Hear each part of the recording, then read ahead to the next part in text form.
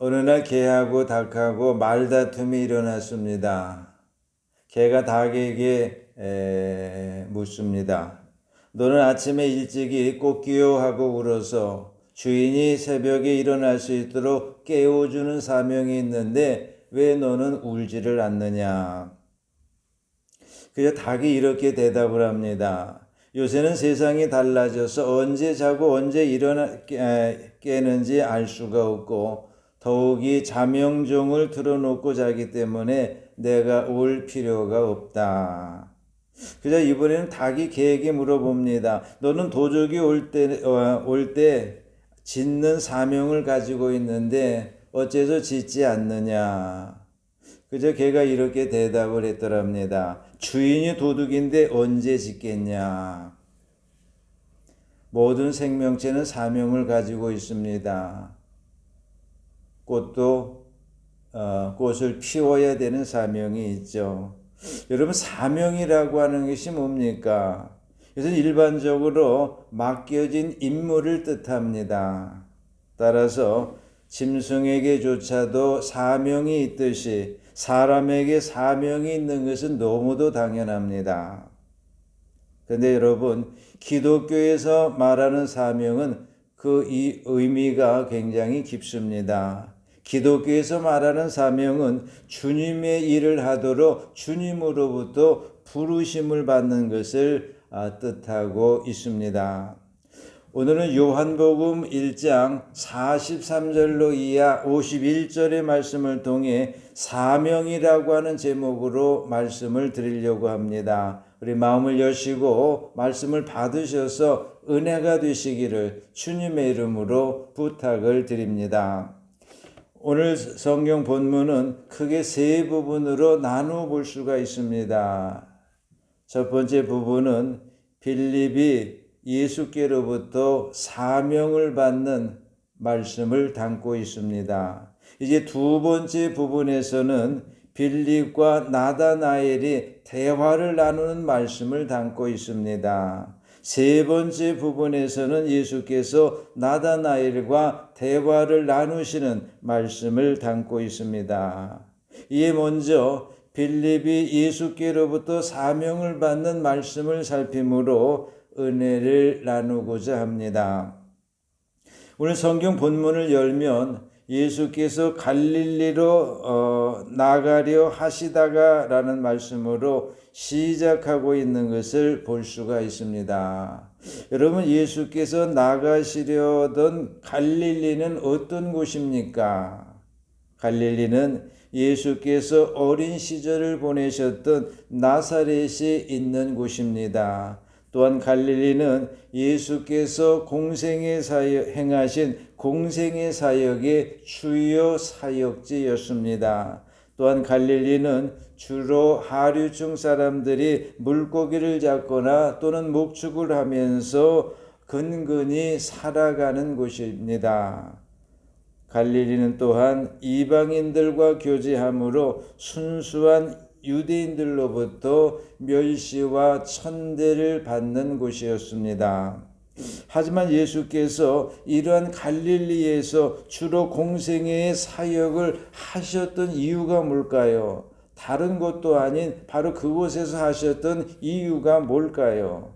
그 이유는 예수께서 구약의 예언을 성취하시기 위함인 것을 알 수가 있습니다. 따라서 그 구약의 예언의 내용은 이런 것입니다. 이사야서 9장 1절로 2절입니다. 전에 고통받던 자에게는 흑암이 없으리로다. 옛적에는 여호와께서 스불론 땅과 납달리 땅으로 멸시를 당하게 하셨더니 후에는 해변길과 요단 저편 이방의 갈릴리를 영화롭게 하셨느니라. 흑암이 행하던 백성이 큰 빛을 보고 사망의 그늘질 땅에 거하던 자에게 빛이 비치도다. 여러분, 이 말씀에서 왜 갈릴리가 영화롭게 되었다라고 하는 겁니까? 바로 예수께서 행하신 공생애의 주요 사역지가 바로 갈릴리였기 때문입니다. 그런데 여러분, 우리 성경 본문을 보면요, 예수께서는 당신의 공생애의 주요 사역지인 갈릴리에서 빌립을 만난 사실을 말씀하고 있습니다.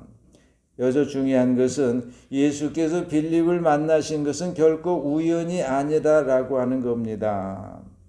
예수께서 빌립을 만나신 것은 복음 사역에 헌신할 제자로 예수께서 미리 그를 선정해 놓으신 것에 따른 것이라고 하는 겁니다. 또한 오늘 성경 본문을 보면요, 예수께서 빌립을 만나시자마자 그에게 나를 따르라고 말씀하신 사실을 또한 볼 수 있는데요. 여기서 중요한 것은 예수께서 빌립에게 단순히 나를 따르라고 말씀하신 것이 아니라 빌립에게 지금 당장 나를 따를 것을 결단하라고 촉구한 말씀이라고 하는 겁니다. 따라서 이제 빌립은 예수께로부터 복음 사역자로서 부르심을 받은 겁니다. 다른 말로 하면 예수께로부터 사명을 받은 겁니다. 이제 이처럼 예수께로부터 사명을 받은 빌립이 예수께 어떤 반응을 보였습니까? 그는 즉각적으로 결단하고 예수를 따라 나섰습니다. 그런데요, 우리가 앞서 성경을 보게 되면 빌립만 즉각적으로 결단하고 예수를 따라 나섰던 것은 아닙니다. 요한복음의 기록자인 요한도 그랬고 베드로와 안드레도 즉각적으로 주님을 따라 나섰습니다. 여기서 우리는 베드로와 안드레가 주님을 따라 나섰던 그 경우를 좀 유심히 봐야 될 필요가 있습니다. 우리가 공간복음서에 보게 되면 어부였던 베드로와 안드레는 즉각적으로 예수를 따라 나설 때 그들이 배와 그물을 버린 사실을 볼 수가 있습니다. 그렇다면 그들에게 있어서 배와 그물은 어떤 것이었습니까? 그것은 그들의 삶의 방편이었으며 또한 그들의 삶의 원동력이었습니다. 따라서 그들은 예수를 따라 나서기 위해서 자신들의 삶의 방편이자 삶의 원동력을 버리고 그리고 주님을 따라 나섰던 겁니다. 예, 오늘도 우리도 예수를 따라 나서려고 하게 되면 우리도 버려야 될 것이 있습니다. 여러분, 그것이 뭘까요? 뭘 버리고 예수를 따라가야 될까요? 그것은 세상적인 것들에 대한 미련인 줄로 믿습니다. 따라서 누구든 예수를 따라 나서려고 하게 되면 세상 것들에 대한 미련을 버리고 그리고 예수를 따라가야 하는 겁니다. 근데 만약 누군가가 세상적인 것들에 대한 미련을 버리지 않고 예수를 따른다라고 하게 되면 그는 쟁기를 잡고 뒤를 돌아보는 자가 되는 것이며 예수께서는 그런 자는 내게 합당하지 않다고 말씀하셨습니다. 누가복음 9장 62절이죠. 예수께서 이르시되 손에 쟁기를 잡고 뒤를 돌아보는 자는 하나님의 나라에 합당하지 아니하니라. 여러분, 왜 손에 쟁기를 잡고 뒤를 돌아보는 자는 하나님의 나라에 합당치 않는 걸까요? 다시 말하면 복음 사역에 합당치 않는 걸까요? 그것은 복음 사역에 전념할 수 없기 때문입니다. 또한 누군가가 예수를 따르기 위해서는 자기를 부인하고 자기 십자가를 지고 따라야 한다고 예수께서 말씀하셨습니다. 마가복음 8장 34절이죠. 무리와 제자들을 불러 이르시되 아무든지 나를 따라오려거든 자기를 부인하고 자기 십자가를 지고 나를 따를 것이니라. 여러분, 여기서 자기를 부인한다라고 하는 것이 무슨 뜻입니까? 이것은 자기의 모든 것을 완전히 포기한다라고 하는 뜻입니다. 또한 이것은 자기 중심에서 예수 중심으로 완전히 바꾼다라고 하는 뜻입니다. 또한 이것은 세상 중심에서 복음 중심으로 완전히 바꾼다라고 하는 뜻입니다. 그리고 자기를 부인할 뿐 아니라 자기 십자가도 져야 된다라고 했는데요. 여러분, 자기 십자가를 진다라고 하는 것이 무슨 뜻입니까? 이것은 죽음도 불사한 고난을 감수한다라고 하는 뜻입니다. 그리고 이처럼 예수를 따르기 위한 죽음도 불사한 고난이야말로 예수를 따르는 자의 표식이며 또한 상징이 아닐 수 없습니다. 따라서 빌립처럼 사명을 받은 우리는 세상적인 것들에 대한 미련을 버리고 우리 자신을 부인하고 우리의 십자가를 지고 예수를 따라야 합니다. 그럼 예수께서는 우리를 온전히 책임져 주십니다. 여러분 모두가 세상적인 것들에 대한 미련을 버리고 자신을 부인하고 자기 십자가를 지고 예수를 따르심으로, 주님을 따르심으로 주님께서 온전히 책임져 주시는 여러분의 남은 인생이 되시기를 주님의 이름으로 축원해 드립니다. 축원합니다. 다음으로 빌립과 나다나엘이 대화를 나눈 말씀을 살피므로 은혜를 나누고자 합니다. 오늘 성경 본문을 보면요, 빌립이 나다나엘을 찾아와서 이렇게 말했습니다. 모세가 율법에 기록하였고 여러 선지자가 기록한 그 일을 우리가 만났으니 요셉의 아들 나사렛 예수니라. 그저 이 말을 들은 나다나엘이 빌립에게 다음과 같은 반응을 보였습니다. 나사렛에서 무슨 선한 것이 날 수 있느냐. 당시 나다나엘이 빌립에게 이런 반응을 보인 것은 나다나엘이 구약 율법에 대해서 능숙하였으므로 구약에 예언된 메시아는 베들레헴에 나실 것을 알고 있었기 때문입니다. 따라서 나다나엘은 빌립이 예수가 나사렛 사람이라고 말하자 예수를 메시아로 믿지 않았던 겁니다. 그런 사실 나사렛은 예수께서 자라나신 곳일 뿐이고 예수께서 탄생하신 나신 곳은 베들레헴이었습니다. 그러나 이런 사실을 전혀 알고 있지 못했던 나다나엘로서는 당연히 예수를 메시아로 믿지 않았던 겁니다. 더욱이 나사렛은 갈릴리 한 촌으로 교양도 없고 투박한 사투리를 사용하고 갈릴리처럼 이방인들과의 많은 교제를 통해서 순수한 유대인들로부터는 멸시와 천대를 받았던 곳이기 때문입니다. 그러므로 메시아가 나사렛 사람이라는 빌립의 말이 나다나엘에게는 당연히 어처구니 없는 말로 들리고도 남았을 겁니다. 이제 어쨌든 빌립의 말을 듣고 예수에 대해 비웃는 그런 반응을 보인 나다나엘에게 빌립이 아주 짧고 강하게 이렇게 말합니다. 와서 보라. 여기서 우리는 빌립이 나다나엘을 말로서 설득하려 하기보다는 직접 메시아이신 예수를 만나볼 것을 권유한 것은 아마 빌립으로서는 그 당시에 이 방법이 최고라고 제일이라고 판단했기 때문일 겁니다. 그리고 이 방법은 오늘날도 우리가 할 수 있는 최고의 방법이 아닐 수 없습니다. 왜냐하면 와서 교회도 둘러보고 설교도 좀 듣고 또 찬송도 좀 따라 하다 보면 그 사람 속에 성령이 역사하실 것이기 때문입니다. 그러므로 나는 말주변이 없어서 전도하지 못하겠다라고 하는 그러한 변명을 하지 말고 와서 보라는 권유만으로도 얼마든지 전도할 수 있음을 명심해야 합니다.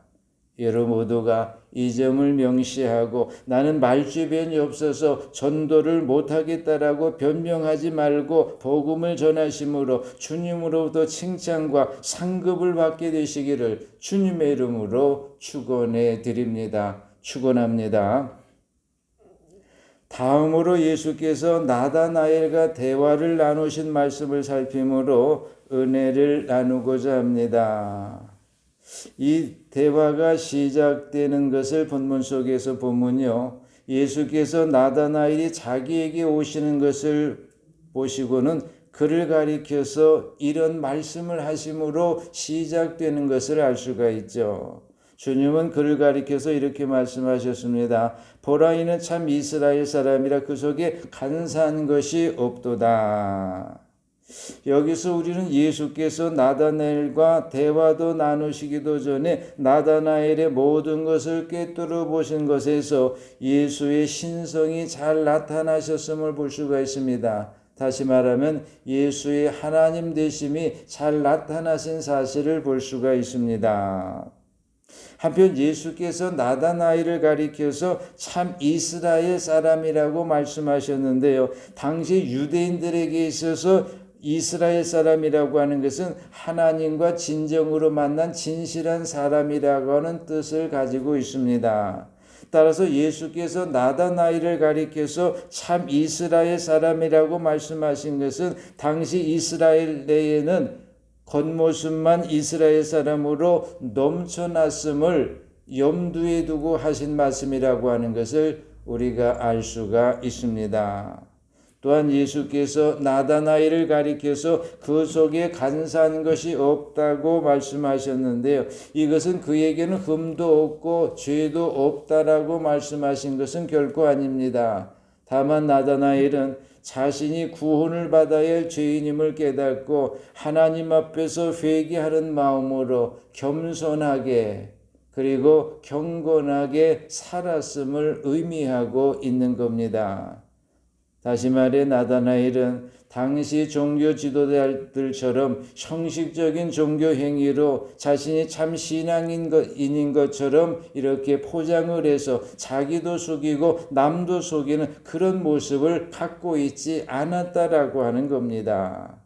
여러분 모두가 주님을 진정으로 만난 진실한 참 영적 이스라엘 사람이 되셔서 주님께 인정도 받고 은혜도 받게 되시기를 주님의 이름으로 축원해 드립니다. 축원합니다. 이제 예수께로부터 참 이스라엘 사람이라는 평가를 받은 나다나엘이 예수께 이런 반응을 보였습니다. 어떻게 나를 아시나이까? 그저 예수께서 이렇게 말씀하셨습니다. 빌립이 너를 부르기 전에 네가 무화과 나무 아래 있을 때에 내가 보았노라. 이 나다나엘은 단 한 번도 만나본 적이 없는 예수께서 자신에 대한 모든 것을 아시는 듯이 말씀하시자 그는 이런 생각이 들었을 겁니다. 빌립이 나에 대해서 예수께 미리 알려주었나 보다.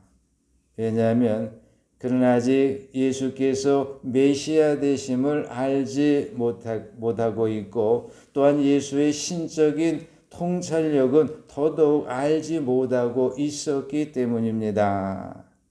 그래서 나다나엘은 예수께 어떻게 나를 아시나이까라고 물었던 것이고 예수께서는 빌립이 너를 부르기 전에 네가 무화과 나무 아래 있을 때 내가 보았노라고 대답하셨던 겁니다. 따라서 이 예수의 대답은 빌립을 통해서 너를 알게 된 것이 아니고 또한 네가 무화과 나무 아래 있을 때 너를 알게 된 것도 아니고 그 이전에 이미 내가 너를 꿰뚫어 알고 있었다라고 하는 겁니다. 이 예수께서는 오늘날도 우리의 말과 행동과 우리의 생각을 꿰뚫어 알고 계십니다. 그러므로 우리는 우리의 말과 생각과 행동이 건전하고 진실하고 성실해야 합니다. 여러분의 말과 생각과 행동이 건전하고 진실하고 성실하심으로 주님께서 여러분을 귀하고 큰 그릇으로 사용하게 되시기를 주님의 이름으로 축원해 드립니다. 축원합니다. 이제 나다나엘은 자신을 낱낱이 꿰뚫어 알고 계신 예수 앞에서 이렇게 고백합니다. 라삐요, 당신은 하나님의 아들이시요 당신은 이스라엘의 임금이로소이다. 그런데 여러분, 나다나엘의 이런 고백이 있었을 당시 이스라엘은 로마에 의해서 점령을 당해 큰 어려움을 당하고 있던 아주 참담한 시기였습니다. 그러므로 그 시기에는 그 어느 때보다도 이스라엘을 영광스럽게 회복시킬 왕적인 권위를 가진 메시아에 대한 기대가 널리 퍼져 있었을 때였습니다. 바로 그런 때에 나다나엘이 예수를 향해서 고백을 했던 겁니다. 당신은 하나님의 아들이시오, 당신은 이스라엘의 임금이로소이다. 이거 좀 더 간추려 말하면 뭡니까? 예수 당신은 메시아라고 고백한 겁니다. 따라서 이 고백은요, 인생 최고의 고백이 아닐 수 없으며 이 고백은 저와 여러분의 영원한 고백이 되어야 하는 줄로 믿습니다. 이제 고백을 한 이후로 나다나엘은 예수께로부터 사명받은 예수의 제자가 되었으니 그가 바로 바돌로메라고 불리는 나다나엘임을 대부분의 학자들이 인정하고 있습니다. 이제 나다나엘의 고백을 들으신 예수께서 나다나엘에게 이렇게 답을 하셨습니다. 50절로 이어 51절입니다. 예수께서 대답하여 이르시되 내가 너를 무화과 나무 아래서 보았다 함으로 믿느냐? 이보다 더 큰 일을 보리라. 또 이르시되 진실로 진실로 이르노니 하늘이 열리고 하나님의 사자들이 인자 위에 오르락내리락 하는 것을 보리라 하시니라. 여러분, 여기서 더 큰 일은 어떤 것을 지칭하는 겁니까? 가르치는 겁니까? 그 하나는 예수께서 죽으시고 다시 살아나심을 가리키는 겁니다. 여러분, 예수께서 죽으셨다가 다시 살아나심으로 인해서 바꾸어 놓으신 것이 있는데 무엇을 바꾸어 놓으셨습니까? 죄로 인하여 하나님과 불화하였던 우리의 관계를 화목한 관계로 바꾸어 놓으신 줄로 믿습니다. 또 하나 더 큰 일은 하나님의 사자들이 인자 위에 오르락 내리락 하는 것인데요. 이것은 예수의 공생의 기간에 천사들의 수정을 받으실 것을 가리키고 있습니다. 그런데 여러분, 이와 같은 모습은요, 예수께서 천사들과 함께 이 땅에 재림하실 때 가장 영광스러운 모습으로 보여질 것입니다. 이런 사실을 마태복음 24장 30절로 31절에서 이렇게 증언하고 있습니다. 그때 인자의 징조가 하늘에서 보이겠고 그때 땅의 모든 족속들이 통곡하며 그들이 인자가 구름을 타고 능력과 영광으로 오는 것을 보리라. 그가 큰 나팔 소리와 함께 천사들을 보내리니 그들이 그의 택하신 자들을 하늘 이 끝에서 저 끝까지 사방에서 모으리라. 우리가 이 사실을 믿는다면 우리는 예수께서 가장 영광스러운 모습으로 천사들과 함께 재림하실 때 그 영광에 동참하게 된다는 사실 또한 믿으시기를 바랍니다. 여러분 모두가 이런 사실을 믿으신다면 잠시 머물다 가는 이 세상 속에서 기죽지 마시고 소망차고 그리고 당당하게 살아가시기를 주님의 이름으로 부탁을 드립니다.